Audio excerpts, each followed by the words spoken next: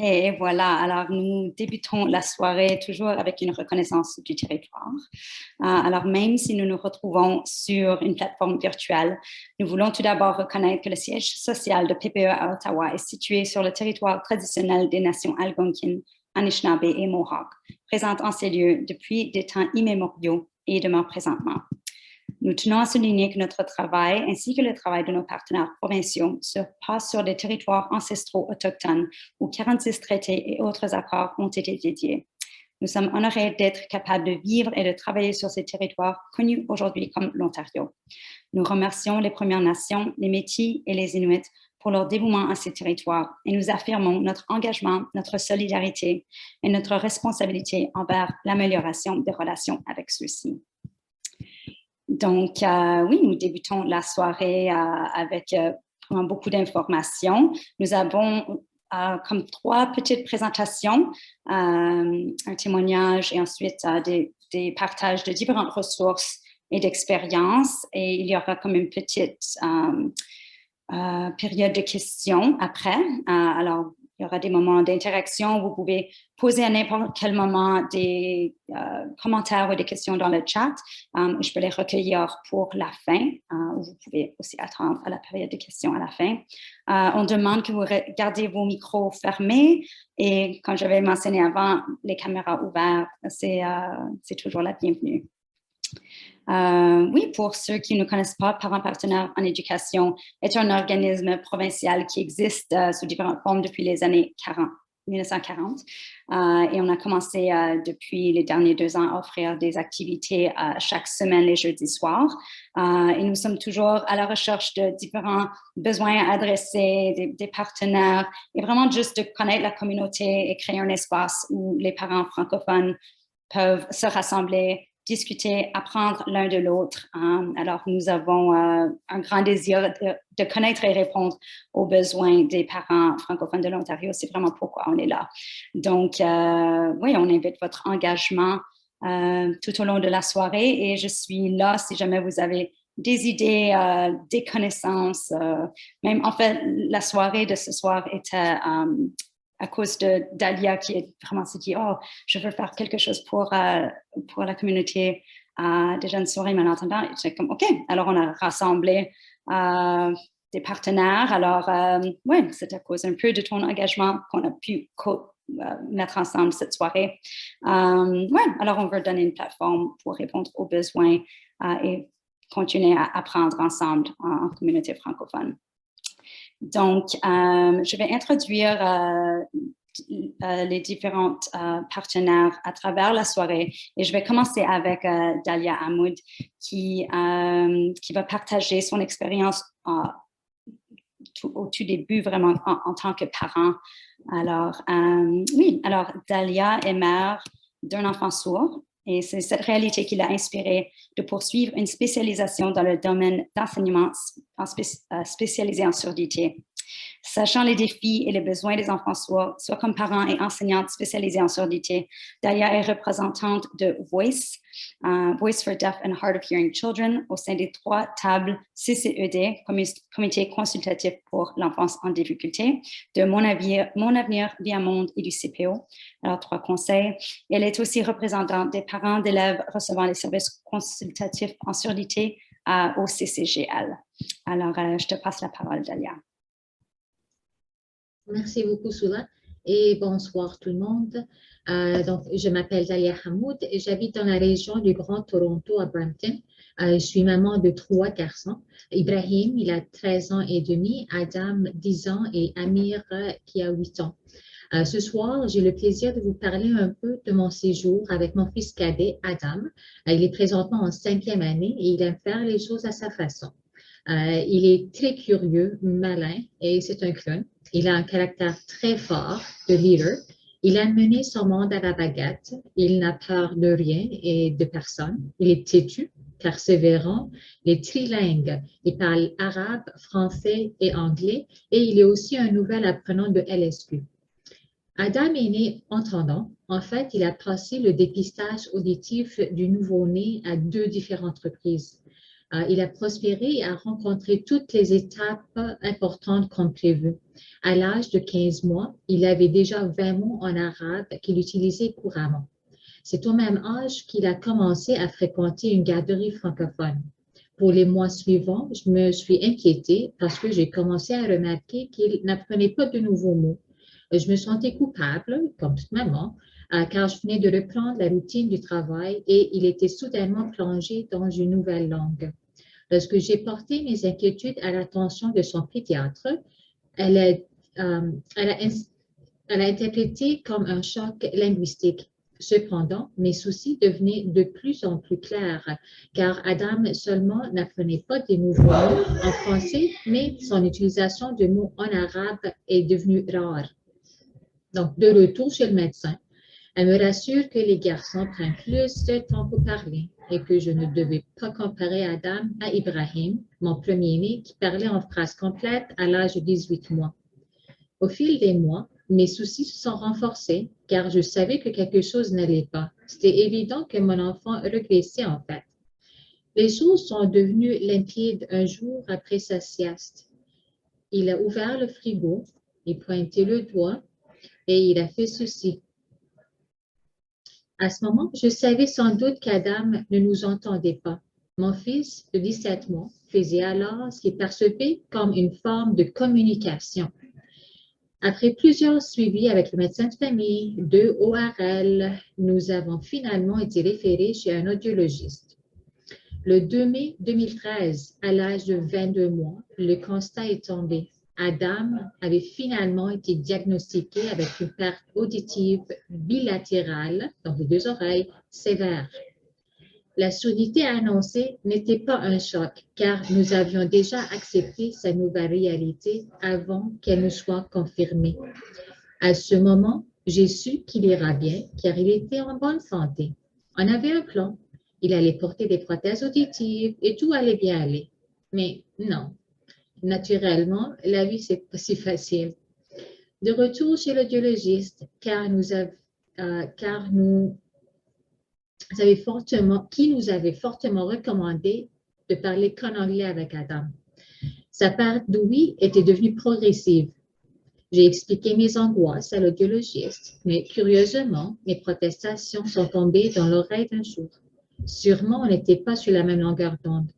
Alors, nous avons décidé d'avoir une seconde opinion de la part d'une audiologiste privée. Encore une fois, mes soupçons se sont confirmés et on nous a annoncé que sa perte auditive était maintenant devenue profonde. Suite à ce résultat, nous avons immédiatement commencé la démarche pour une évaluation auditive à l'hôpital Sidkids à Toronto. Je ne veux pas vous ennuyer avec les détails, car ce parcours a également nécessité que nous plaidoyions pour que les choses avancent le plus rapidement possible. Finalement, le 20 novembre 2014, à l'âge de 3 ans et 4 mois, Adam est officiellement devenu un enfant bionique. Il a commencé à entendre grâce à 2 implants cochléaires. Ceci fut le début d'une merveilleuse aventure remplie d'émotions, des larmes de joie et d'angoisse. Des moments d'incertitude, va-t-il parler clairement? Des moments de doute. A-t-on pris la meilleure décision pour notre garçon et notre famille? Et plusieurs nuits blanches. J'avais un soif de connaissances et je devais m'outiller pour mieux appuyer mon enfant. Dès le tout début, on a dû pousser, faire des suivis et être la voix de la raison. C'est vrai qu'on apprend avec nos enfants, mais je me compte parmi les plus chanceux car mon expérience avec mon enfant sourd m'a inspirée pour devenir une source d'appui et de force pour d'autres familles et enfants traversant un parcours pareil.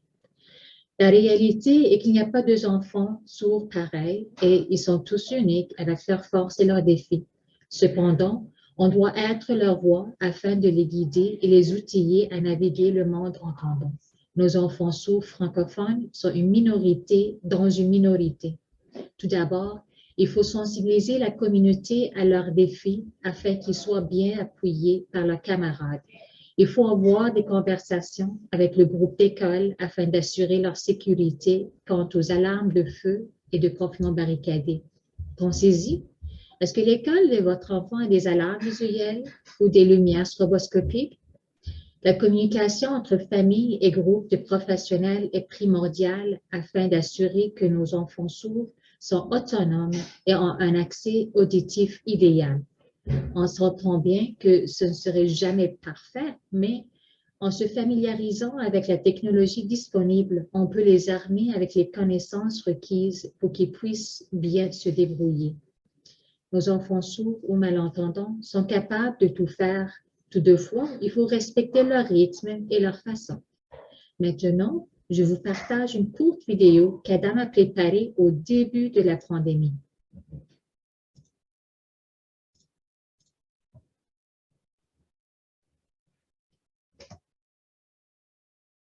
Bonjour, je m'appelle Adam. Je suis un élève de troisième année et aujourd'hui, j'ai un très important pour te sensibiliser à la surdité.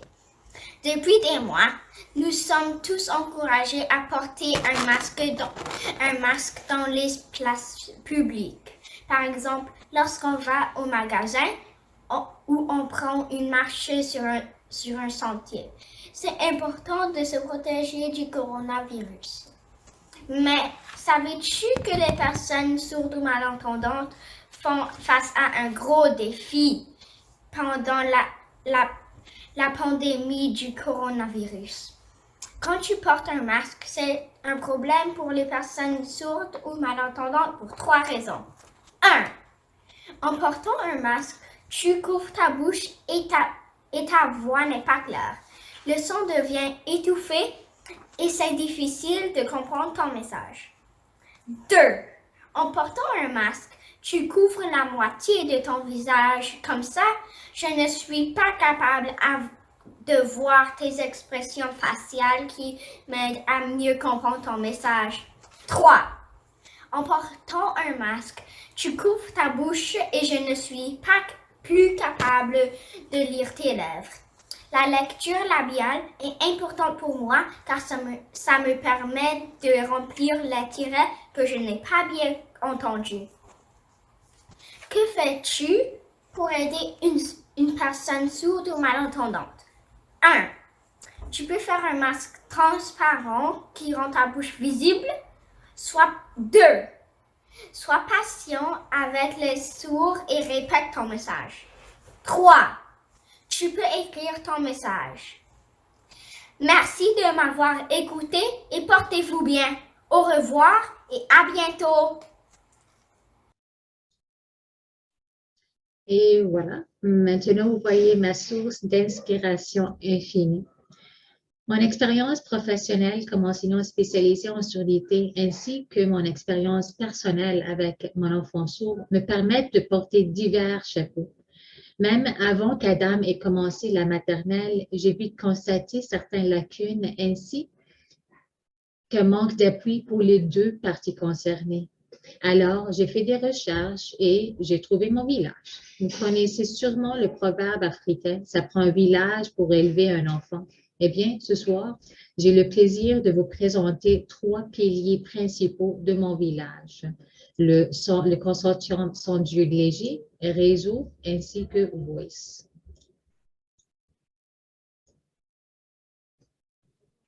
Merci beaucoup, Dalia. Est-ce qu'il y a des gens avec des questions, commentaires pour Dalia? Je vous invite à les mettre dans le chat. Ou vous pouvez aussi utiliser la fonction lever la main.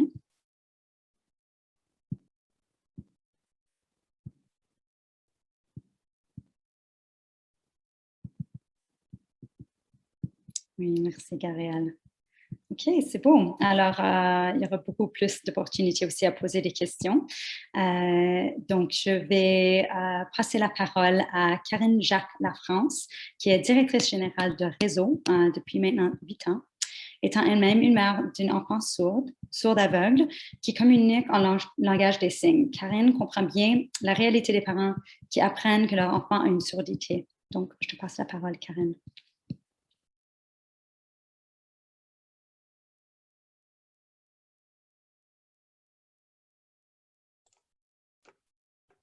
Oui, pardon. Je cherchais les pitons, là. Faut toujours s'ajuster. Ben, merci beaucoup, Soula, de me donner la parole. Dalia, j'ai posé une question dans le chat, je ne sais pas si tu l'as vu. Est-ce qu'Adam a eu plusieurs visionnements de sa vidéo? Est-ce que tu sais? Parce qu'il y avait eu beaucoup de partages au début, je m'en rappelle, il est tellement cute. Oui, en fait, ça c'était sa première vidéo. Il en a fait OK. d'autres vidéos. Puis c'est OK. encore partagé. Puis la première, C'est celle-là c'est qu'on vraiment. vient tout juste de partager. Il est OK, encore en parfait. 3e année, donc là, ça fait presque 3 ans depuis le début du COVID. Mais... Oui, ça va vite. Bon, ben, je me présente, moi, c'est Karine Jacques-Lafrance. Je suis la directrice générale de Réseau. Au début, je vais parler un petit peu, puis ensuite, je vais donner la parole à Marie-Lise Haché, qui est la présidente de Réseau. Ça nous fait plaisir d'être ici ce soir. Réseau, c'est quoi? C'est le regroupement des parents et amis des enfants sourds et malentendants franco-ontariens. Mais on dit juste Réseau parce que c'est beaucoup plus court. Réseau existe depuis 1993. Ce sont des parents qui ont fondé cet organisme-là.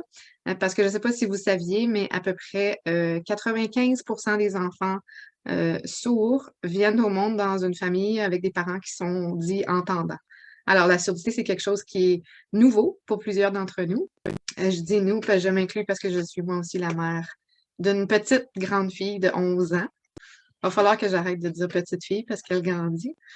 Mais Réseau, on est un organisme à but non lucratif francophone, puis on est là pour rassembler les parents, pour informer les parents, pour appuyer les parents, et puis aussi pour aider les enfants sourds et malentendants à communiquer au sein de leur famille, de leur communauté. La photo que vous voyez là, j'imagine que c'est notre dernière fête de Noël qu'on avait faite en personne. Ça devait être en 2019. Alors, vous voyez le Père Noël là, avec la barbe en arrière à droite. C'était le vrai Père Noël qui était venu. Alors, il parle 4 langues. Le français, la langue des signes québécoise, l'anglais et American Sign Language. Alors, au plaisir des enfants, mais des plus grands aussi. Avec la LSQ, le français, tout enfant sourd peut communiquer, réussir et s'épanouir. Ça, c'est la vision de Réseau.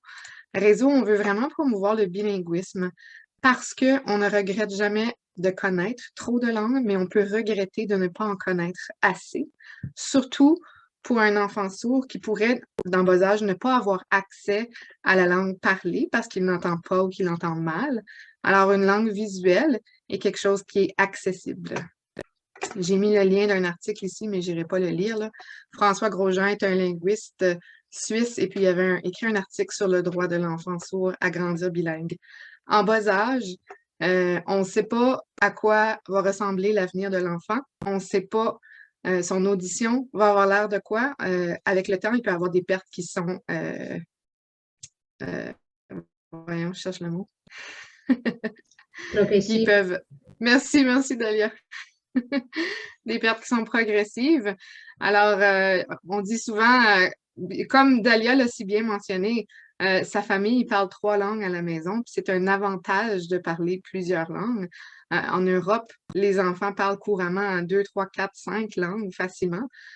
Alors, en plus d'encourager le français et la langue des signes québécoise, on sait que nos enfants, les enfants sourds en Ontario, vont probablement aussi devoir apprendre l'anglais et l'American Sign Language. Alors, il n'y a pas de désavantage aux langues, à apprendre une langue.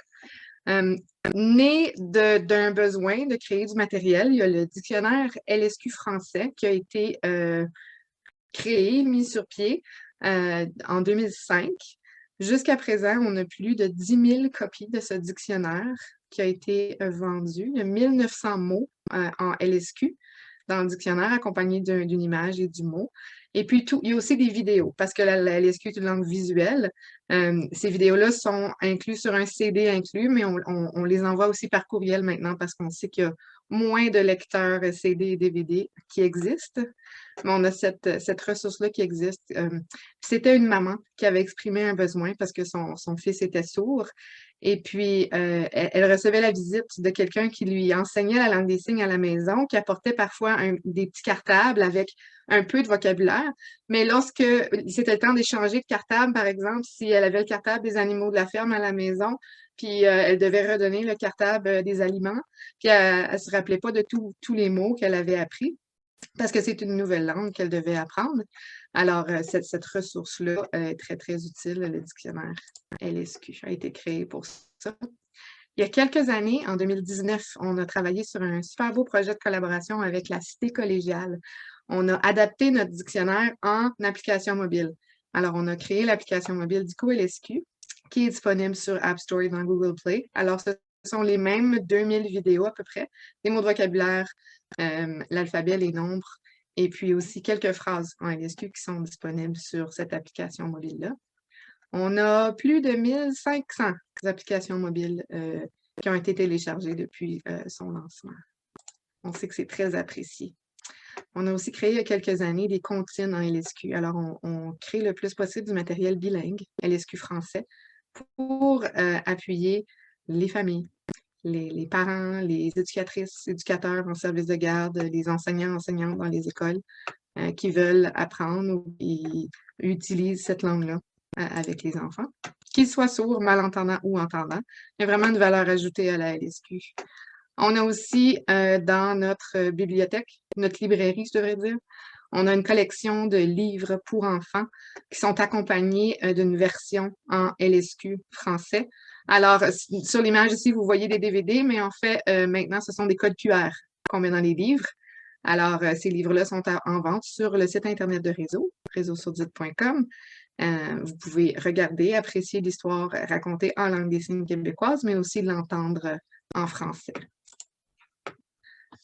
Né d'un besoin aussi de formation, parce qu'il y avait des parents, des enseignants, des éducateurs qui voulaient apprendre la langue des signes québécoise. Réseau, on a développé des cours de langue des signes, mais aussi plus récemment, des ateliers. Alors, ces ateliers-là, c'est grâce à une subvention de la Fondation Trillium de l'Ontario. Ce sont des ateliers qui sont offerts sur Zoom depuis la pandémie. On embauche des instructeurs sourds qui qui connaissent et qui utilisent couramment la langue des signes québécoise, comme on n'embaucherait pas un enseignant anglophone pour enseigner un cours de français. On fait la même chose, on embauche des personnes sourdes pour enseigner la langue des signes québécoise. Et puis, on a une session qui est en cours cet hiver, mais si ça vous intéresse, il y a une autre session qui va commencer au printemps, probablement et définitivement cet automne aussi. Alors, c'est tout ce que je voulais présenter pour Réseau. Là, je vous montre une très belle photo. On voit Marie-Lise au milieu avec sa famille. Je vais lui passer la parole. Je vais arrêter le partage d'écran, Marie-Lise. OK. Peut-être juste avant, je vois qu'il y a une main levée. Rachel Silla. Ça va comme ça. On t'entend pas. On ne t'entend pas.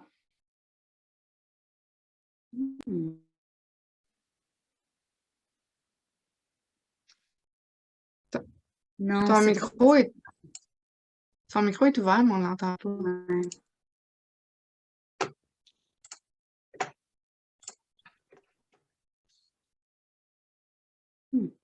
Tu pourrais essayer soit sortir et revenir ou taper la question aussi.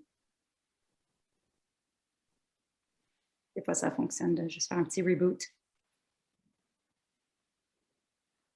Sans voir. Vas-y. Non. Si tu veux le mettre dans le chat. Je vois qu'il y a une question de Nathalie dans le chat. Je peux peut-être répondre. Le CFORP, oui, ont déjà travaillé en collaboration avec Réseau, en fait, pour créer des recueils de lecture en LSQ. C'est peut-être de ça que tu mentionnes. Mais les livres plus récents en sont disponibles à Réseau.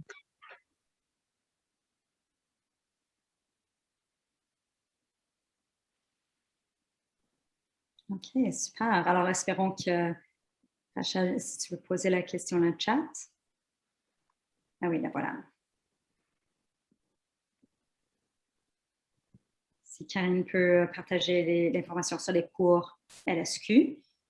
Et oui, tout probablement, je vais envoyer une liste de ressources et d'autres informations par après. Donc, oui. OK, super. Marie-Lise Haché, à toi, s'il vous plaît. Bonjour tout le monde.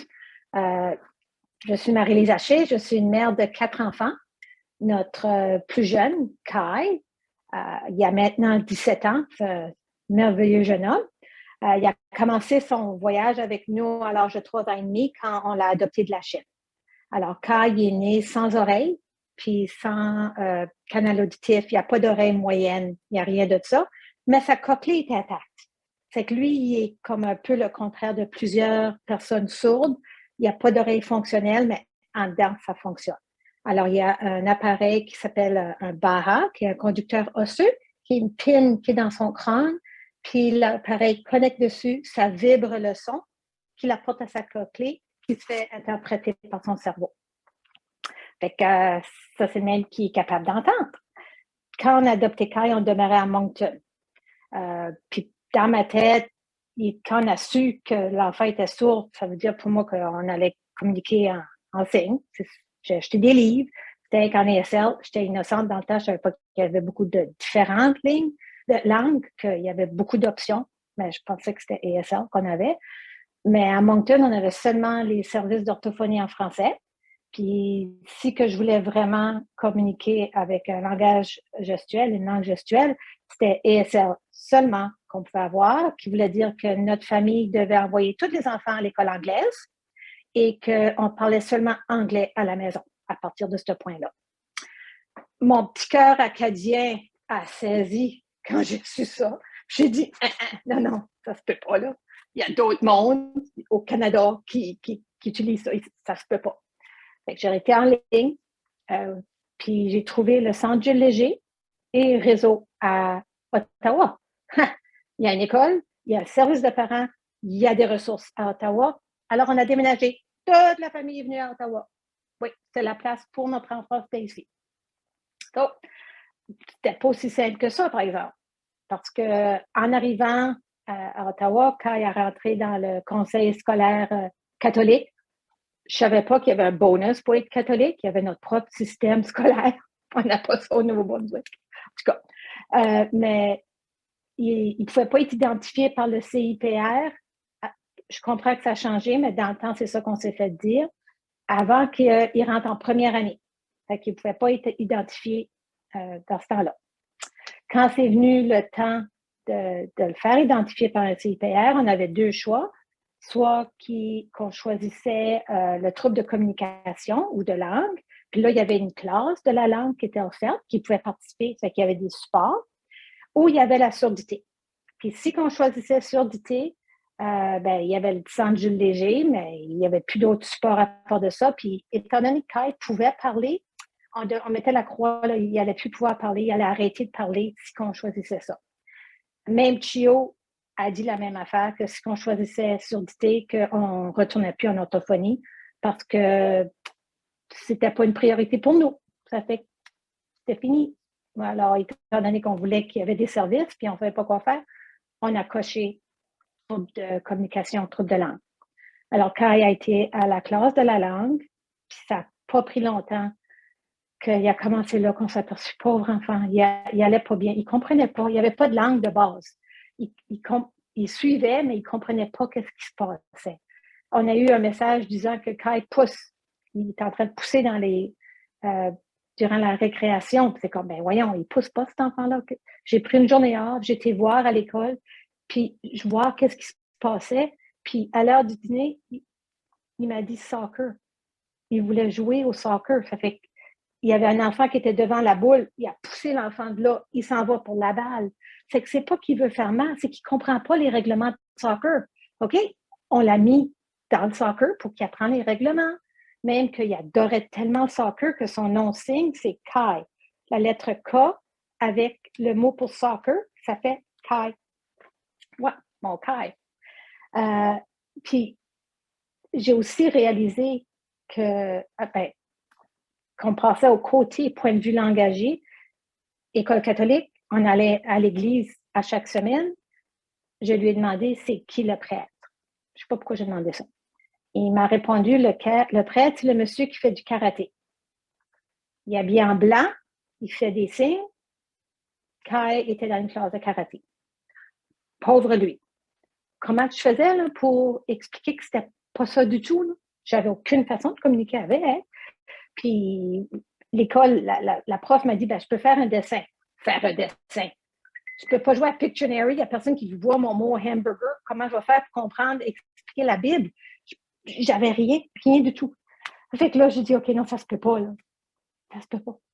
À ce temps-là, je me suis mis à m'éduquer encore plus parce que je m'avais aussi fait dire que si on choisissait d'éduquer notre enfant en LSQ, qu'il allait nous rejeter parce que nous autres, on était entendants, on ne signait pas, et que la communauté sourde allait nous rejeter aussi. C'est des mots qui sont très, très forts à des parents qui sont nouvellement avec un enfant adopté. Pour n'importe quel parent, c'est horrible à entendre. Fait que je me suis éduquée. J'ai été voir le Centre Jules Léger, j'ai participé aux activités de réseau. On a rencontré la communauté sourde qui était accueillante. On n'a jamais été aussi bien accueillis de tout. C'était merveilleux qu'est-ce qu'on se faisait dire, puis qu'est-ce que je voyais. Puis, en tout cas, ça a réaffirmé le fait que quand il avait besoin d'aller au Centre Jules Léger. Ça a pris un gros 6 mois avant qu'on puisse l'envoyer là, parce que le conseil scolaire ne voulait pas. On se faisait dire que, en tout cas, je ne vais pas passer à travers tout ce trauma-là. Là. Ça a pris 6 mois. Finalement, à l'âge de 7 ans, il a commencé au Centre Jules Léger. C'était la meilleure décision de toutes. Pas longtemps après qu'il a commencé là, j'avais le CD de réseau. C'est les 3 petits cochons, l'histoire des 3 petits cochons. Puis, je lui ai fait comme un petit test pour voir est-ce que j'ai pris une bonne décision ou non. Là, parce que vraiment, c'est gros qu'est-ce qu'on faisait là. C'est une grosse décision. Là. Puis, je lui ai lu la première phrase. C'était les 3 petits cochons avec une queue en tire-bouchon, dansent tout en rond. Puis, je lui ai demandé qu'est-ce qui se passe. Puis, il m'a répondu cochon. Ensuite, j'ai pris le CD avec l'interprète qui a interprété la phrase. J'ai arrêté, puis j'ai demandé qu'est-ce qui se passe. Puis il a fait cochon qui danse. Oh ben, il comprend mon enfant. Oh my God, j'en pleurais. C'était touchant de voir qu'il est capable d'apprendre, qu'il va avancer, puis il y a des options, il va avoir une langue, il va avoir un moyen de communication. Ça fait que je suis devenue présidente de réseau. Ça fait 10 ans que je suis présidente. Notre but, c'est d'éduquer, de supporter les parents. J'en ai eu besoin beaucoup de support, j'en ai eu besoin de beaucoup d'aide avant d'arriver à où est-ce qu'on en est maintenant. Puis, on a aussi notre philosophie, c'est la décision que vous prenez pour votre enfant. Quand ça fonctionne, c'est la bonne décision. N'importe qu'est-ce que vous décidez pour eux autres, c'est la bonne décision. Puis, on est là pour aider, on est là pour supporter. En tout cas, merci beaucoup de m'avoir écouté et bon reste des présentations.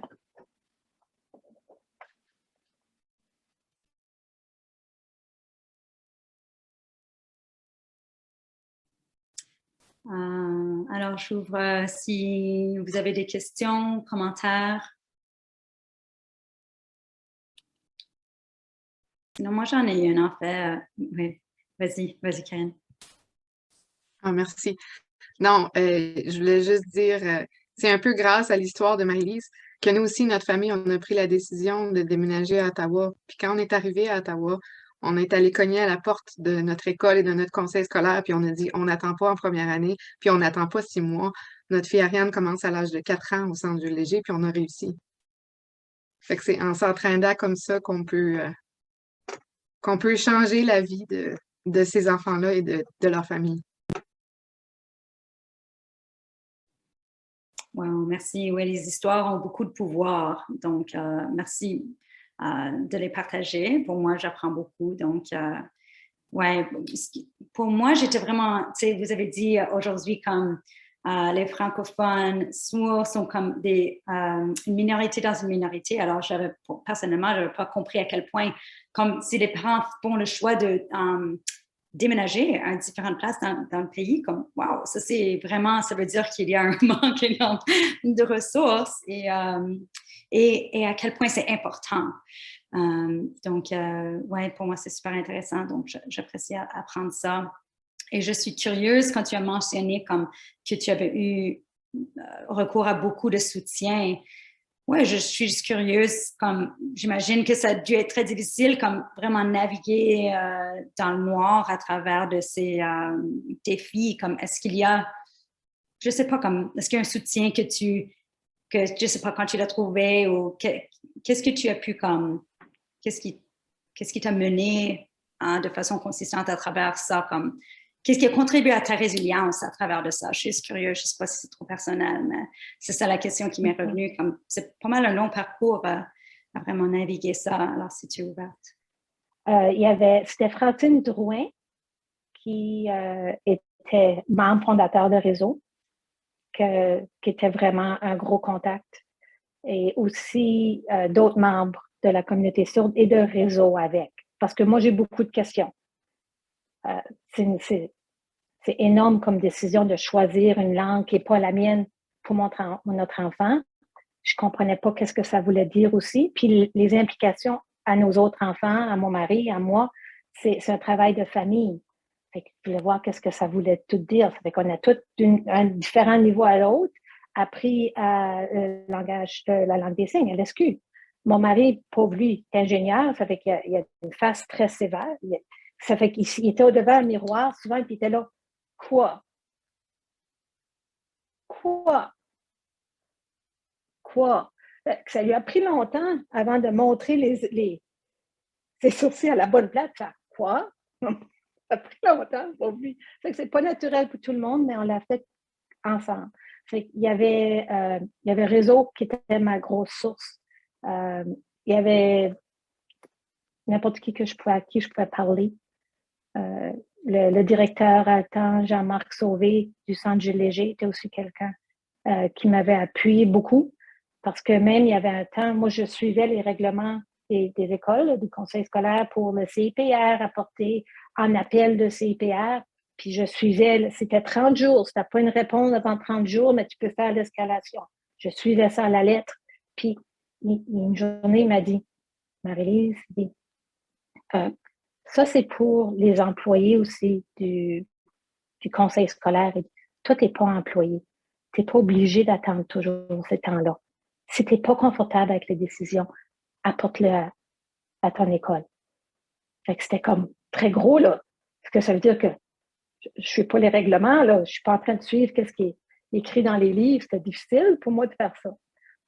J'ai appris avec le temps, mais en tout cas. Le support ou l'aide vient quand on est ouvert à avoir des réponses, qu'on est prêt à demander les questions. Super, merci beaucoup. Soula, je pense que Marie-Lise a fait un très bon point. Il ne faut pas, juste parce qu'on n'est pas le professionnel, juste parce que nous sommes que le parent, ça ne veut pas dire qu'on va prendre non comme réponse. Parce que nous autres, comme parents, on connaît notre enfant le mieux. On est leur voix. Donc, il faut pousser. S'il y a un médecin qui ne va pas nous donner la réponse à laquelle on s'attend, on va voir un autre. On va voir un troisième, un quatrième. Même chose à l'école. Nos enfants sourds et malentendants sont une minorité. Lorsque Adam a commencé l'école, la maternelle, il était le premier enfant sourd à jamais entrer à l'école. Donc, un enfant sourd avec des implants cochléaires, ils l'ont mis dans une petite bulle pour le protéger. Mais s'il montait sur la glissade, il y avait quelqu'un de l'autre côté qui l'attendait. C'est comme, non, non, non, non. Laissez-lui faire son affaire. Il est capable de jouer, il est capable de grimper, il est capable de tout faire comme un autre enfant. Mais je pense que c'est juste parce que c'est pas que c'est pas la norme, mais il n'y a pas beaucoup d'enfants sourds et malentendants. Je ne veux pas dire que c'est l'ignorance de la part de la communauté, mais c'est à nous de les éduquer. Donc, c'est pour ça la sensibilisation, c'est très important. Oui, super, merci. Et comme tu avais dit avant, c'est comme, il n'y a pas de pareil aussi. Tout le monde est différent. C'est tellement intéressant comment vous devenez un peu l'expert avec votre enfant, parce que tout le monde, même j'entends ça aussi beaucoup avec les troubles d'apprentissage ou les difficultés d'apprentissage, que ça peut être très particulier aux jeunes ou à l'enfant. Donc, OK, merci. Alors, je vais passer la parole maintenant à Gabriel Drouin, qui est directeur de l'École provinciale et service consultatif au Consortium Saint-Jules Léger. Et oui, si vous avez des commentaires, questions au fur et à mesure de la présentation, s'il vous plaît, mettez-les dans le chat. Madame Soula, j'ai juste une petite question avant de commencer. On a 7 minutes qui nous restent à la présentation. Est-ce que c'est, est-ce qu'il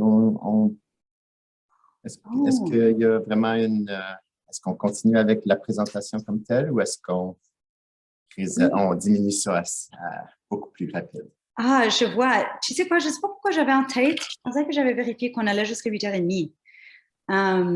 Donc, je ne sais pas si, peut-être c'est moi qui ai fait l'erreur. Disons, est-ce que, je sais, moi j'ai envie de dire si on va jusqu'à 8h15, est-ce que ça irait? Parfait. Et si les gens ont besoin de partager, nous allons envoyer, est-ce que si les gens doivent partir plus tôt, nous allons envoyer des informations, des ressources et le lien à l'enregistrement par courriel par après. Est-ce que ça va? Non, désolé. D'accord. Donc, merci beaucoup, Soula. Et au PPE, je veux vraiment dire un gros merci pour cette belle occasion de partager, de participer à cette initiative de sensibilisation et de partage. Et merci aussi à Madame Dalia et aussi à Madame Haché aussi pour leur beau partage, les témoignages. Moi, j'ai le plaisir de pouvoir connaître Kai de plus près. Je le vois ici à l'école provinciale. Et un peu aussi Adam de plus loin, parce qu'il est enfant qui reçoit des services consultatifs. Et il fréquente l'école où moi j'ai commencé ma carrière en enseignement. Donc, c'est un lien vraiment, ce sont des partages vraiment touchants et c'est des enfants pas mal incroyables. Donc, bravo à vous deux. Vous êtes des vraiment beaux modèles de parents, en tout cas, c'est merveilleux. Ce soir, moi, j'ai le plaisir de vous présenter le service consultatif en gros. Je suis vraiment heureusement bien accompagné de 2 membres de mon équipe. Nous avons Mme Christine Ladouceur, Christine, et Mme Maude, qui est avec nous, 2 consultantes qui sont dans la région de Sudbury, 2 consultantes en surdité. Donc, avant de passer la parole à nos 2 consultantes, moi, je vais vous présenter quelques informations assez rapidement, parce que je veux vraiment vous donner l'occasion de vivre les activités de sensibilisation ce soir. Donc, vous voyez que nous, au CCJL, à notre service consultatif, nous avons 13 consultants, 7 en surdité, 3 en surdicécité et 3 en cécité et basse vision. 5 consultants, dont nos 2 ce soir, dans la région de Sudbury. Nous avons 276, environ maintenant 285 dossiers ouverts partout en province. Donc, vous voyez qu'on dessert actuellement, c'est un peu plus que ça. Vous voyez à l'écran, c'est 115 maintenant dossiers en surdité. Je vais vous parler très rapidement au sujet des changements qu'on a vécus depuis le transfert de gouvernance du ministère aux francophones.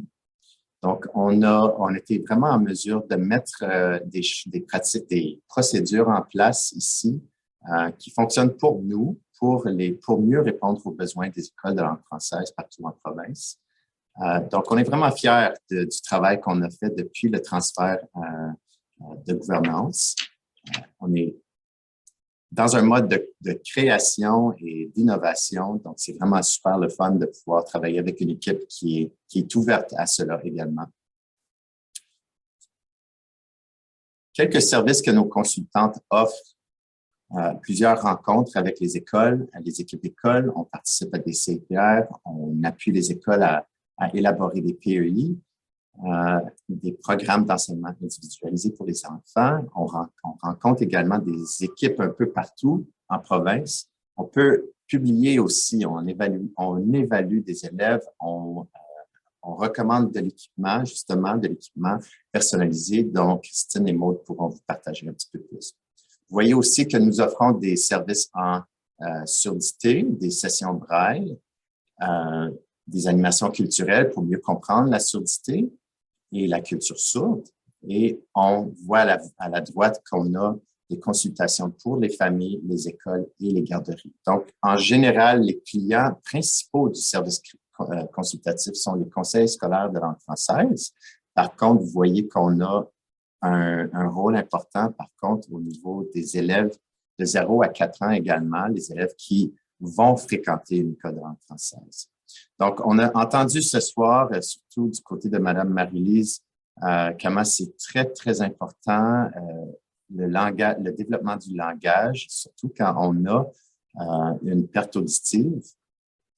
C'est très important au niveau et surtout quand l'enfant est très jeune, de pouvoir donner accès à cette information et de trouver une langue, donner une langue à l'enfant. Donc, ça, c'est le vrai but de notre intervention auprès des familles et des garderies, surtout, de pouvoir les diriger et comme c'est Mme Marie-Lise qui l'a dit, de trouver quelque chose qui fonctionne pour cette famille-là, quelque chose qui est fonctionnel pour l'enfant également.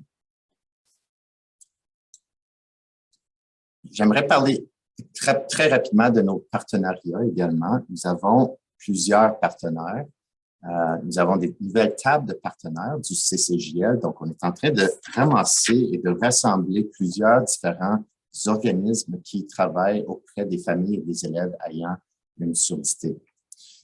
Donc, ça, c'est quelque chose qui se répète à 3 reprises par année. On est dans notre 2e année de cette initiative-là.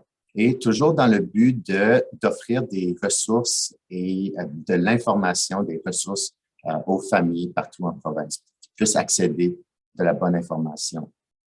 On a également des choses un petit peu plus le fun. On a des émissions de télévision qui s'en viennent avec TFO. Vous avez possiblement vu des initiatives de sensibilisation de la part de TFO. C'est un de nos partenaires très importants en ce moment qui facilite la sensibilisation.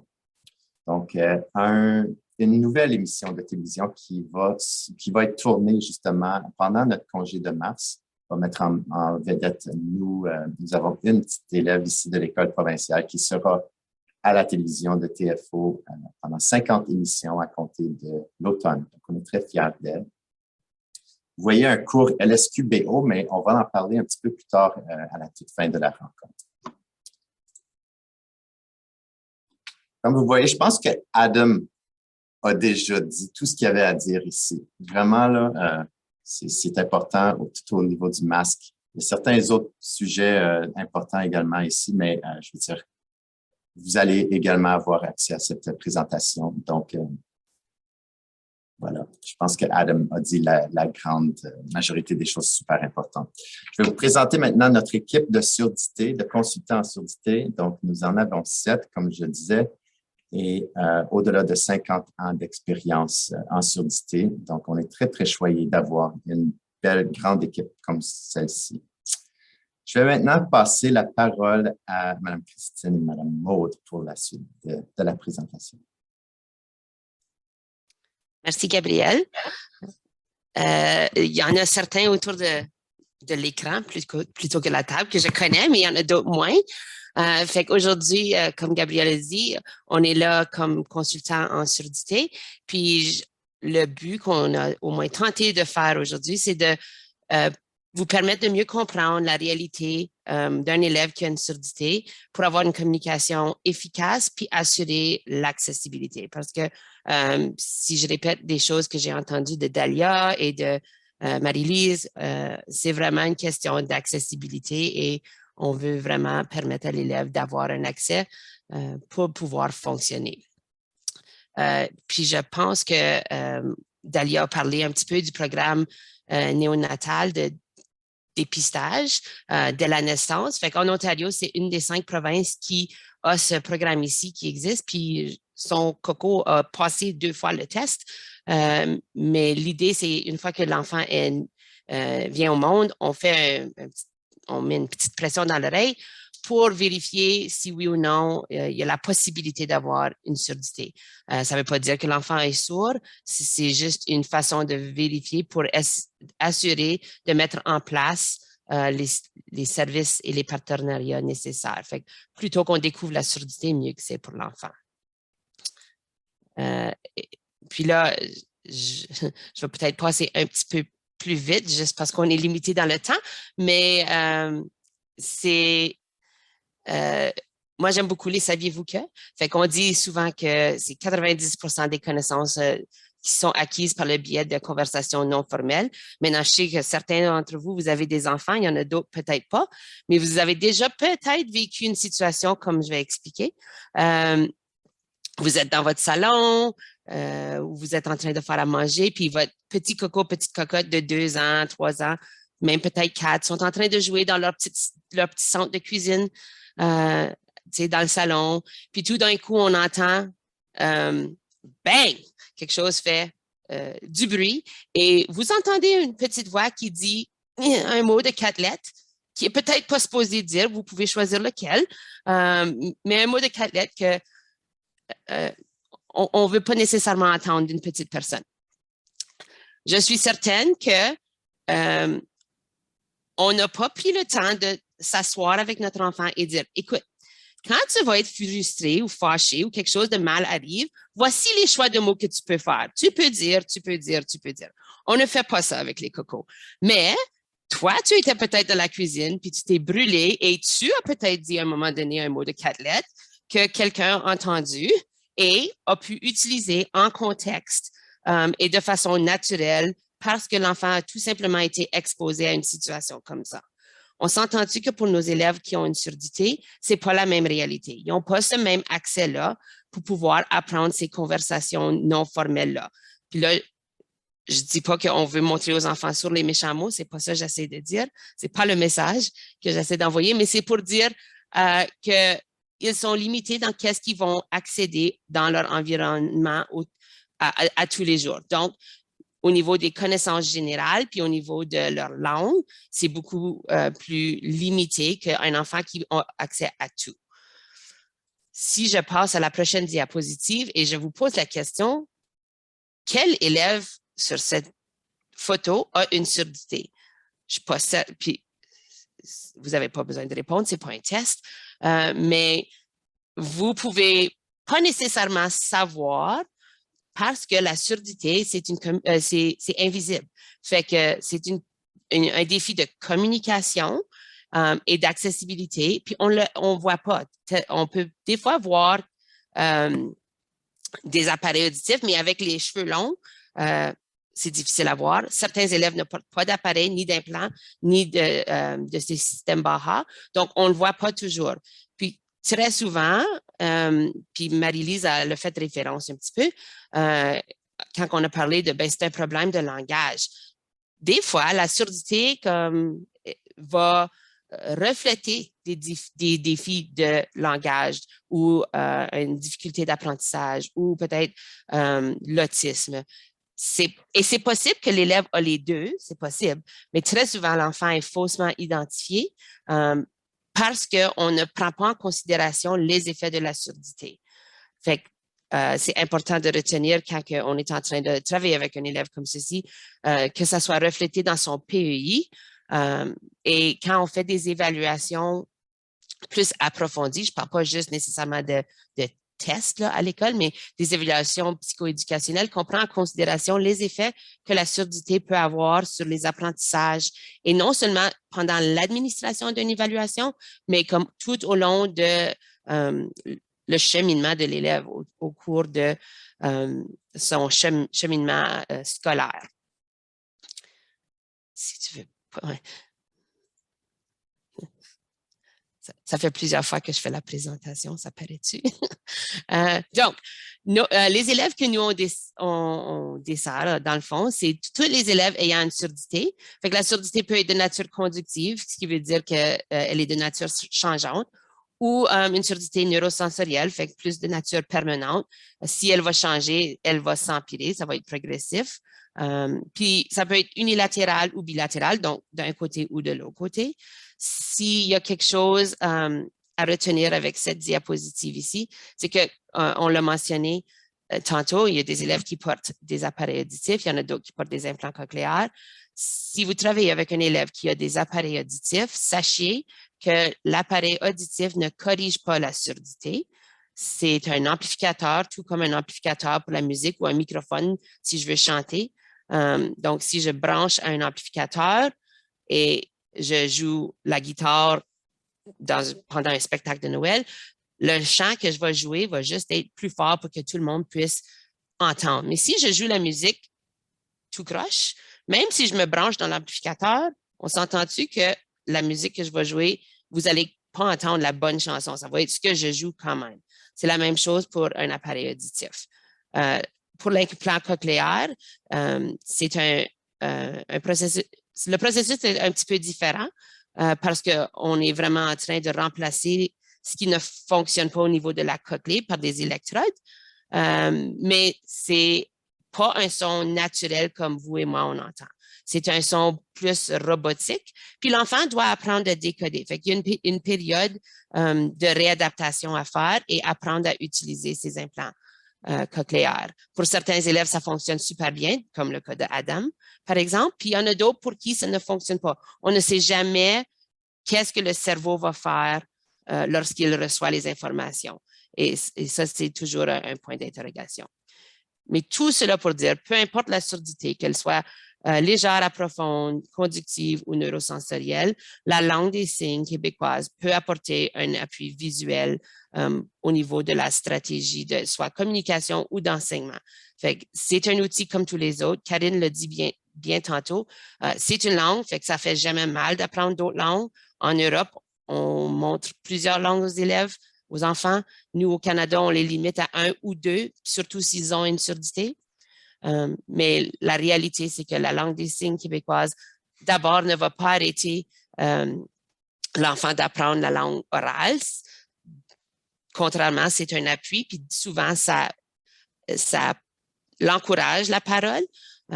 Mais tous les enfants qui ont une surdité, c'est vraiment la langue qui leur est le plus accessible.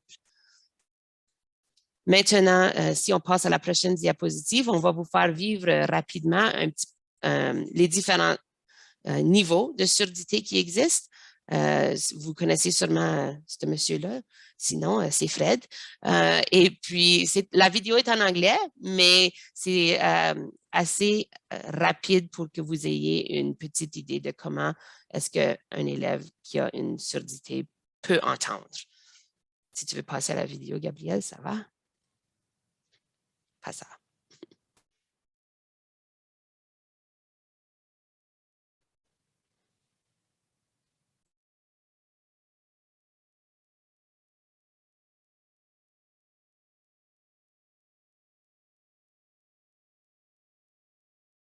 J'entends pas.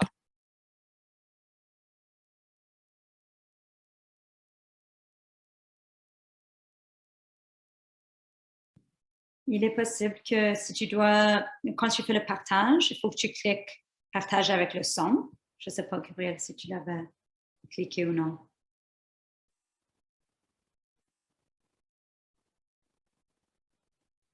One, two, three, four, five, six, seven. Aha! You're on my apartment building on Granite Avenue. You owe me $300. Get it up? Fred, take it easy. It's only a game. Wilma, I'm just like them big tycoons. I play to win. Now, Barney, pay up or get out of the game. Put the busted. That's 1 down and 2 to go. Ready? It's your turn. I don't have any more money either. You got it all. Then I'll take a mortgage on your orphan's home. Well, come on, take the bank. Well, you don't just sit there like a dummy. I will not have you talking that way to our guests. Come on, Barney. I think we'd better go home.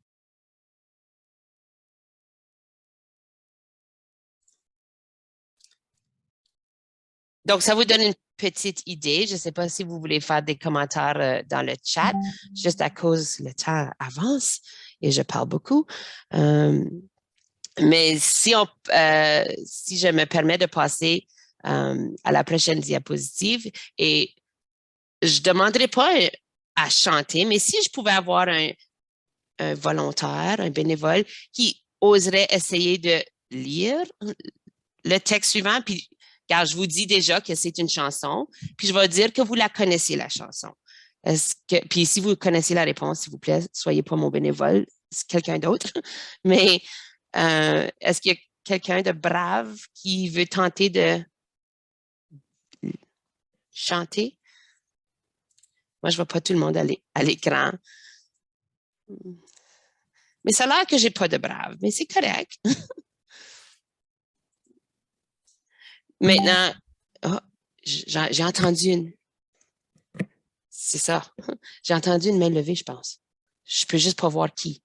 Imaginez comment les élèves, là, ils se sentent à l'école au quotidien comme ça, là, avec des manquements entre les mots. C'est justement ce que j'étais pour dire. Imaginez votre élève qui a une surdité. C'est de cette façon ici que l'élève perçoit son environnement tous les jours. Puis nous, on est adultes, on a un bagage linguistique très développé, puis il n'y a personne ici qui s'est osé à juste même lire les sons qu'ils peuvent voir à l'écran.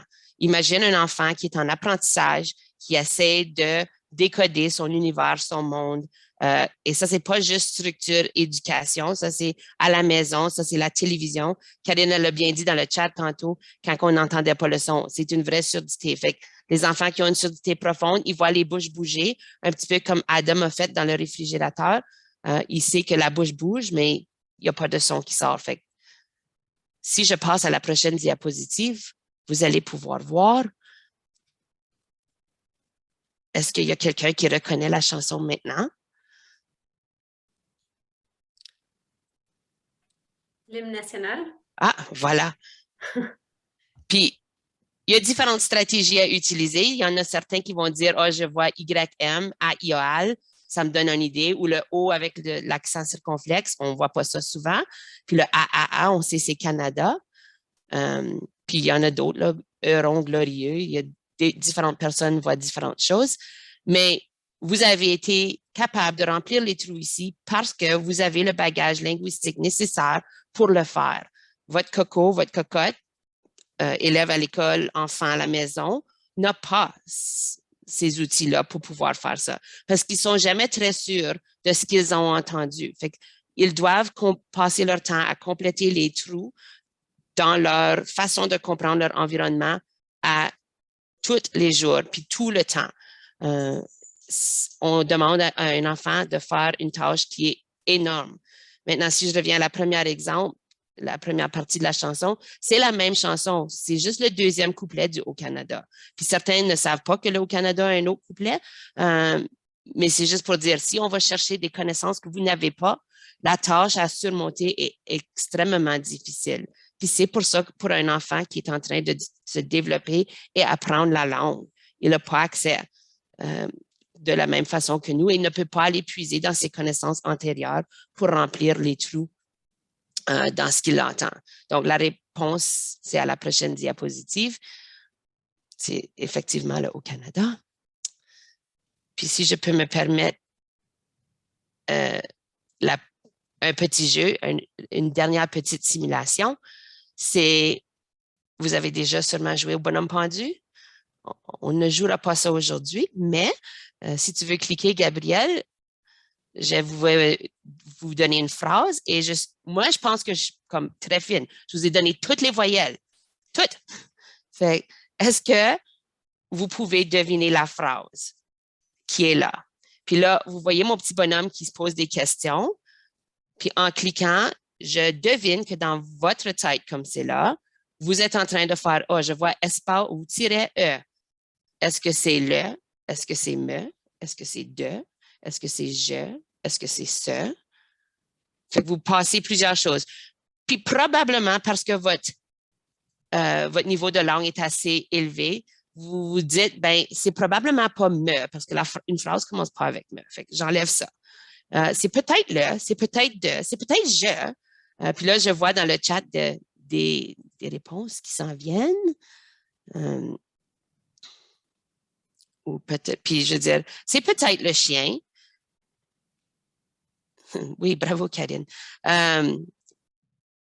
Puis là, je vais être encore plus fine.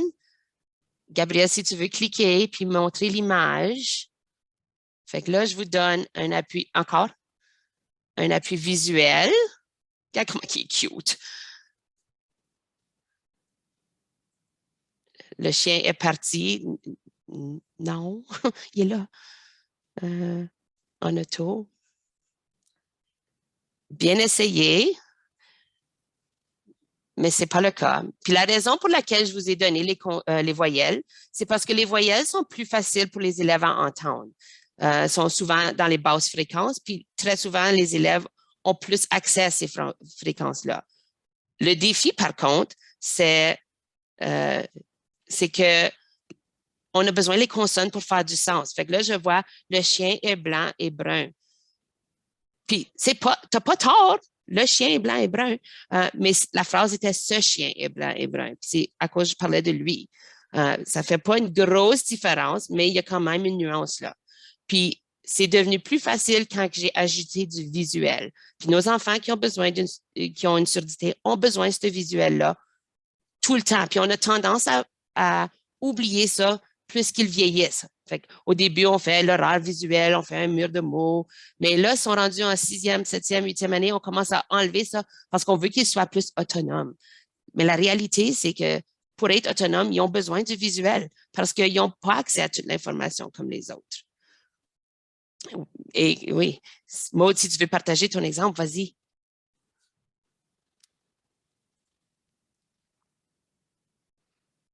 Oui, donc, comme tu disais, Soula, les consonnes, on peut peut-être s'entendre mieux que les voisines, mais pas vraiment, en fait, quand regardez ma bouche, quand là, je fais pain, main ou bain, lequel que je fais en ce moment, on peut vraiment pas là, le détecter, c'est indétectable, en fait. On voit le « hein », mais le « p », le « p », le « m », on sait très difficilement quelle consonne c'est, en fait. Et, on pose toujours des questions. Ça dépend du contexte, ça dépend ça dépend de la phrase, ça dépend. Ça devient vraiment complexe, là. Il y a beaucoup de ça dépend. Oui, ça devient très complexe. Oui. C'est justement, fait on a besoin d'un petit peu plus d'appui pour pouvoir pallier à ces tirets ou ces manques-là.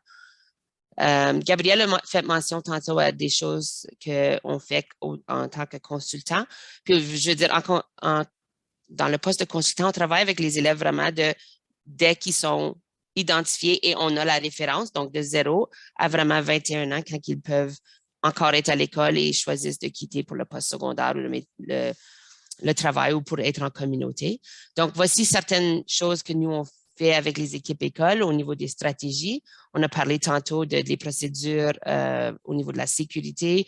On veut assurer que le milieu est accessible par rapport aux lumières pour avertir s'il y a un feu, etc. On parle vraiment d'enseignement explicite parce que si on ne montre pas à notre enfant qui a une surdité de façon explicite comment fonctionnent les choses, on ne peut pas prendre pour acquis que l'enfant va juste deviner parce que, ben, ça fait longtemps qu'on en parle ou on le dit souvent. C'est pas comme ça fonctionne avec un enfant qui a un manque d'accès au niveau de toutes les informations. Mais la stratégie la plus préconisée, c'est vraiment le pré-enseignement. Puis c'est pour permettre à l'élève d'avoir au moins une référence au niveau de l'information qui va être enseignée en classe. Donc, si on va parler des planètes, peut-être quelqu'un, ça peut être une éducatrice, ça peut être une enseignante ressource, ça peut être les parents, ça peut être des amis même, vont revoir le vocabulaire avant qu'on fait la leçon dans la classe. Donc, quand on va dire dans la classe, c'est Terre, c'est quelle planète? Fait que c'est la 3e planète du Soleil ou peu importe. L'élève qui a une surdité va faire « Ah, je me rappelle, j'ai vu ça avec maman hier ou j'ai vu ça avec madame. Je sais qu'il veut dire ceci ou ça veut dire cela. » Puis ça, c'est vraiment un concept qui permet à l'élève d'avoir la même accessibilité ou au moins le plus près possible que qu'est-ce que les enfants qui entendent de façon normale ont dans leur classe. On recommande aussi des équipements au niveau de système MF etc., pour assurer l'accessibilité dans la mesure du possible. Puis ça, c'est vraiment ce qu'on peut offrir au niveau des conseils scolaires quand on parle de comme technologie. Cela dit, je cède la parole à Maude. J'ai essayé de parler le plus vite possible, Maude. Fait que je vais te permettre le temps d'expliquer ce qu'on fait cette année au niveau de nos interventions à LSQ à la grandeur de la province. Fait que, à toi, Maude. Super. Donc, oui, il reste 1 minute. Oh mon Dieu, j'allais vite. Bon, ben bonjour, bonsoir. Ben, je vais quitter maintenant. Bon, hein, au revoir. Ben non, je vous taquine. Donc, voilà, c'est ça. Les modifications dans les services, les prestations de services à l'ESQ. Depuis la pandémie, on s'entend que c'est principalement ça qui a un impact. On a beaucoup discuté en équipe de consultants de comment on peut s'adapter à tout ça. Et donc, parmi les 7 consultants sollicités, il y en a 4 qui sont sourds comme moi et 3 de mes collègues de travail.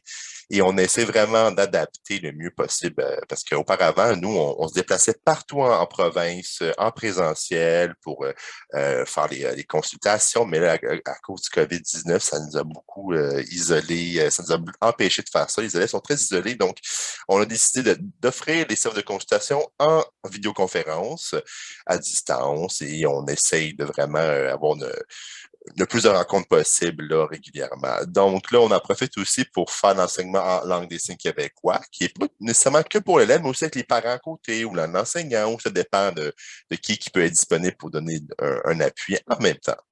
Donc, on essaie vraiment d'avoir des contacts réguliers, hein, car auparavant, lorsqu'on se déplaçait en présentiel, on pouvait y aller 1 fois par mois. Mais là, l'avantage depuis le COVID, c'est qu'on peut se voir 4 fois par mois en distance. Donc, il y a des points positifs, points négatifs, mais on s'entend, il faut se focusser sur le positif. Voilà. On peut changer de PowerPoint. Oui, donc c'est ça. On prépare des ressources en langue des signes québécoise. On a créé une banque de ressources et on en profite pour en développer beaucoup depuis la pandémie. Puis c'est pas juste pour un étudiant, hein, un élève, on enseigne pour plusieurs en même temps. Donc, vous pouvez voir ici, là, merci à Réseau qui ont déjà développé du contenu, des ressources qu'ils ont pu nous emprunter afin qu'on puisse développer des vidéos, des images, des signes pour les élèves qu'on va consulter. Donner de consultation, pardon, un interprète. Donc voilà, ici, vous pouvez voir quelques signes de base. Vous pouvez cliquer sur le lien, oui. Donc, vous pouvez voir ici, c'est ce qu'on donne. Une fois l'enseignement terminé, l'élève ou le parent peuvent garder à la maison ce document, ou même à l'école, ils peuvent le garder afin de connaître quelques signes. Oui. Donc, je vais vous montrer quelques signes de base. Voici l'alphabet en langue des signes québécois. Si vous êtes intéressé, vous pouvez lire le A, B, C, D jusqu'à Z ici. A, B, C, D. Vous pouvez voir à l'écran et pratiquer chez vous aussi. Hein? Et avec l'application, il y a des applications qui existent. Vous pouvez vraiment pratiquer et vraiment, là, ça c'est très facile. Oui, vous cliquez, changer de PowerPoint. Voici les chiffres en langue des signes québécoise. Donc, 1, 2, 3, 4, 5, 6. Oui, au début, le 6, le petit doigt avec le pouce pour commencer. Ensuite, 7, le doigt à côté. 8, le doigt à côté. 9, comme ceci. Et 10. Merci. On peut continuer. Donc là, présentement, je travaille très fort sur ceci, sur LSQBO. Et juste m'assurer que l'interprète, là, qui me voit bien. Parfait, OK. Ce sera pas bien long.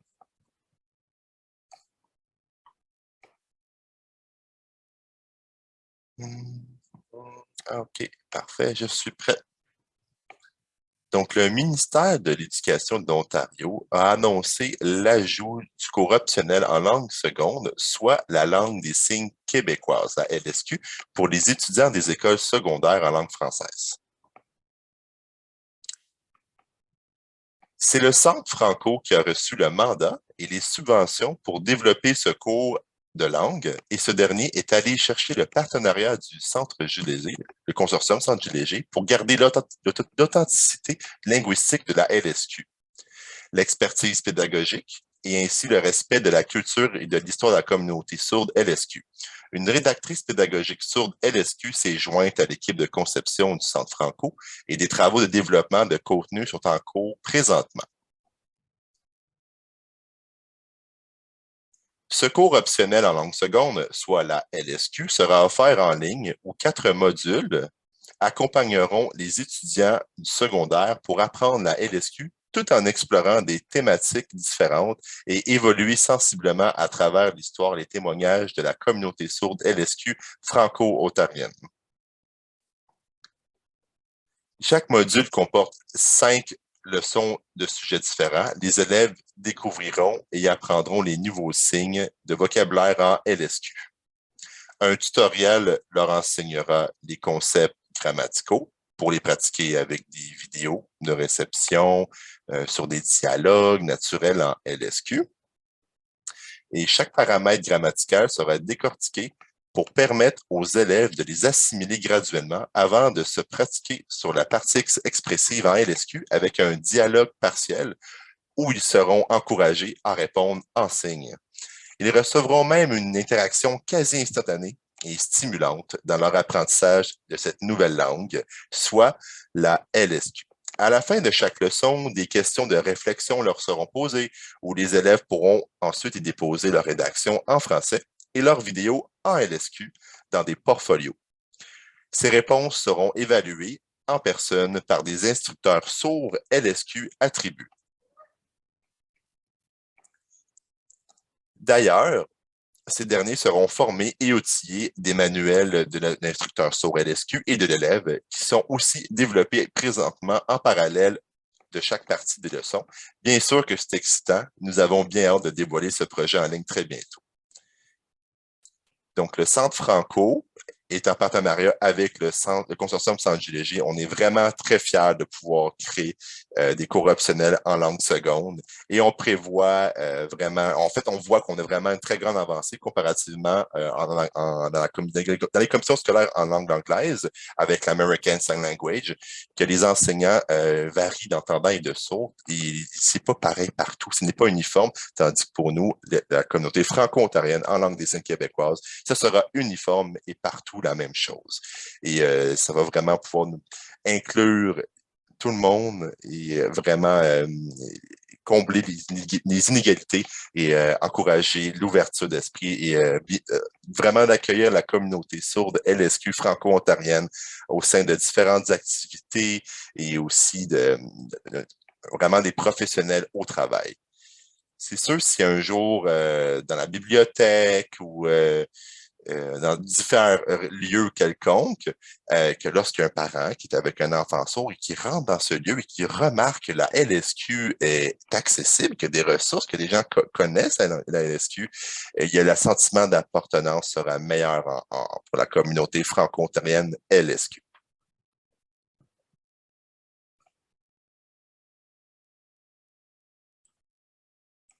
On peut cliquer pour le PowerPoint. Bon, super. Est-ce que vous avez des questions?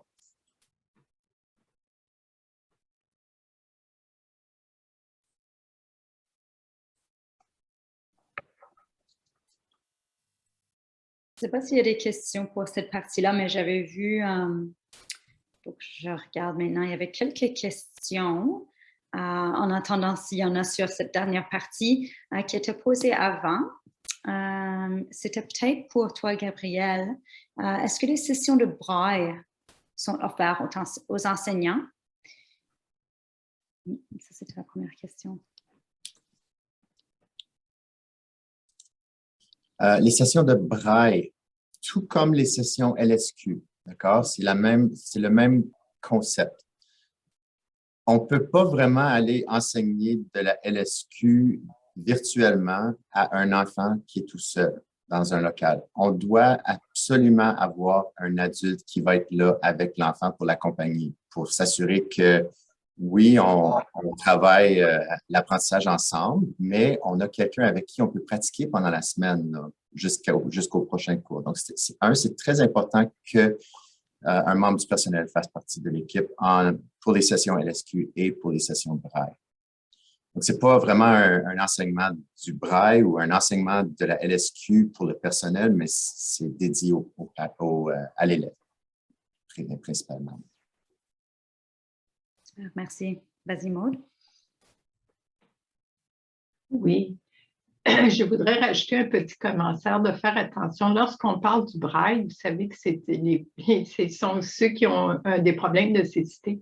Parce que moi, je l'ai déjà expérimenté. Je suis allée à la bibliothèque, je suis allée chercher, j'étais bien excitée. Puis quand je suis revenue dans le livre que j'avais pris, c'était tout en braille. J'ai dit, ben non, moi, je suis sourde. La personne était contente. Fait que ce soir, on parle de la surdité. Alors, on ne parle pas de la cécité, vision. Alors, juste vous en faire un petit commentaire comme ça, là. Merci. Je suis curieuse si vous offrez, s'il y a des services comment est-ce que vous offrez ce service-là pour enseigner la LSQ aux jeunes accompagnés d'un enseignant ou une personne à l'école? Oui, donc c'est ce que Maude expliquait. Avec l'arrivée de la pandémie, c'est vraiment quelque chose qui a vraiment pris son élan avec le nombre de fois qu'on peut voir les élèves en LSQ. Donc, c'est ça, on a des sessions LSQ pour ces élèves-là. Généralement, ces élèves ont été ciblés par les consultantes qui travaillent avec les élèves et les équipes écoles. Donc, ils ont recommandé ou ils ont vraiment vu que la communication n'était pas à son meilleur et ont recommandé que la LSQ soit essayée, sinon enseignée pour de bon. C'est ça.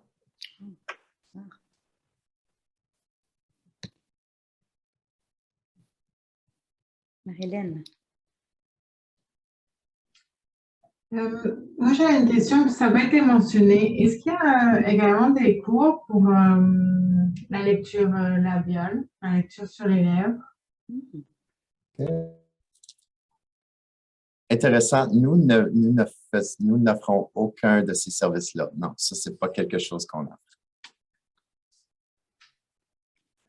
Parce que ma fille, en fait, qui est malentendante, aimerait apprendre. Elle dit que c'est vraiment un besoin qu'elle ressent. Oui. Du coup, j'ai trouvé de l'information en anglais. Mais j'imagine que du coup, ça veut dire qu'il faut qu'elle apprenne à lire sur les lèvres en anglais et également en français, comme elle est bilingue. Je suis un peu confuse par rapport à ça. Là. Si elle prend les cours en anglais, elle va savoir lire sur les lèvres en anglais. C'est ça?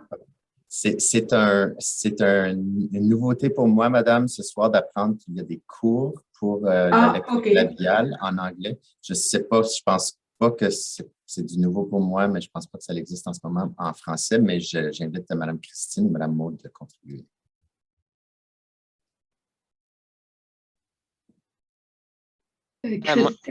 Christine, as-tu quelque chose à rajouter là-dessus?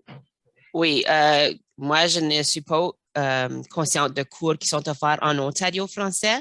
Je sais qu'au Québec, ils utilisent différents systèmes encore que nous, on n'utilise pas. Fait qu'il y a comme la LPC, puis il y a l'interprétation orale qui se fait encore, mais en Ontario français, on n'a pas cette ressource-là.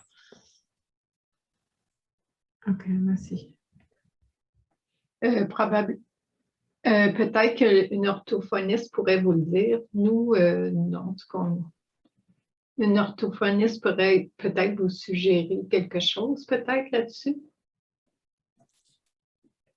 J'ai trouvé les cours en ligne en anglais. Je pense qu'on va déjà essayer, voir ce que ça donne. Et puis, peut-être que si ça match avec l'anglais, on va partir aussi dans le français parce qu'on aura besoin des deux, en fait.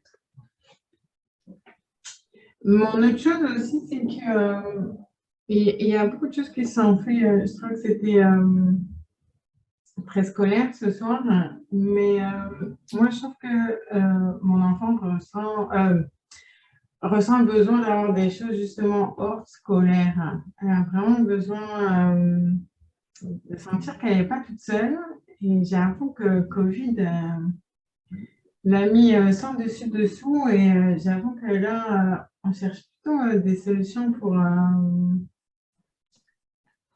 un peu plus socialiser et qu'elle voit qu'elle n'est pas toute seule. Et ça, par contre, c'est très difficile à trouver. Et, alors, peut-être que je suis passée à côté de quelque chose. Je voulais savoir ce qu'il en était à l'heure actuelle.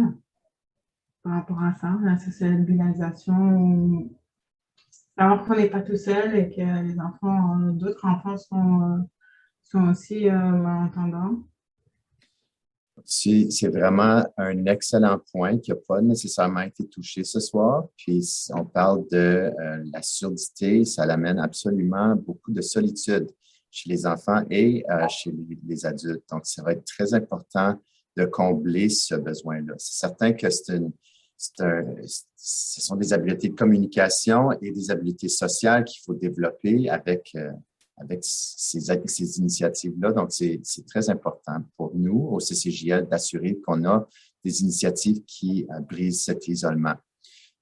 Quelque chose qu'on a fait avec le CCJL cette année, c'est qu'on est en mesure de jumeler des élèves maintenant. On a parlé ce soir qu'on offre des sessions LSQ en virtuel. Mais maintenant, c'est rendu qu'on offre également des sessions à plus d'un élève en même temps. On est en mesure de dire, OK, ces élèves-là sont pas mal au même niveau d'apprentissage en LSQ. Ça se peut qu'ils soient à Sarnia ou à Thunder Bay, mais ils vont être vus en même temps, puis pourront voir et justement qu'ils ne sont pas seuls. Ça, c'est comme un exemple pour vous au niveau de la LSQ, par contre. Ce que je vais suggérer, par contre, ça serait vraiment de vous brancher avec les organisations ici qui sont là représentées ce soir. Madame Karine pourrait absolument être une excellente ressource pour vous, Madame, pour briser cet isolement. Merci, Dalia. Oui, moi j'aurais... Oh, OK. Vas-y, Hélène, ensuite Dalia. Je voulais juste dire allô. Allô à qui? Adam. Je voulais dire allô à Adam. Je l'ai vu tantôt. Je dis bye-bye. Ah, c'est ça. Ah, c'est gentil. Allô, allô. Ouais. Allô. Allô. Okay. Alors, bonjour, Adam. vas-y. Bonjour. Un câlin, un câlin. Bye-bye. Oui, oui, un gros câlin.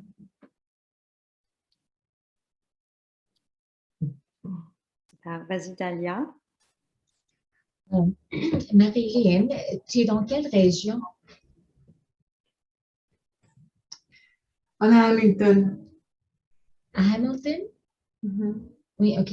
Parce que l'autre présentation qu'on avait sur l'agenda, c'était justement pour l'organisme de Voice for Deaf and Hard of Hearing Children.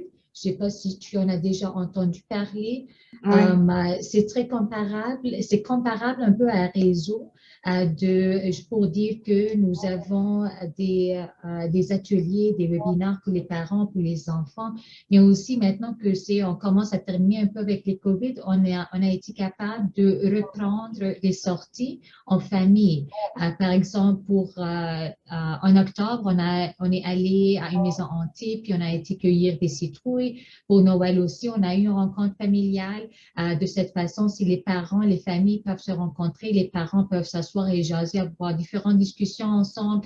Puis là, les enfants aussi sont capables de rencontrer d'autres enfants de leur âge, peut-être un peu plus jeunes, un peu plus vieux, justement pour voir qu'ils ne sont pas seuls. Il y a beaucoup d'autres enfants qui portent des prothèses auditives, des implants cochléaires ou que ce soit. Puis aussi, il y a des enfants qui vont à les écoles typiques, les écoles du quartier, tandis qu'il y a d'autres enfants qui sont dans la région ici à Toronto, qui vont peut-être à ECDury, à l'école provinciale pour les sourds aussi. Donc, il y a les enfants puis les familles communiquent de différentes façons, que ce soit oral ou que ce soit avec la langue des signes.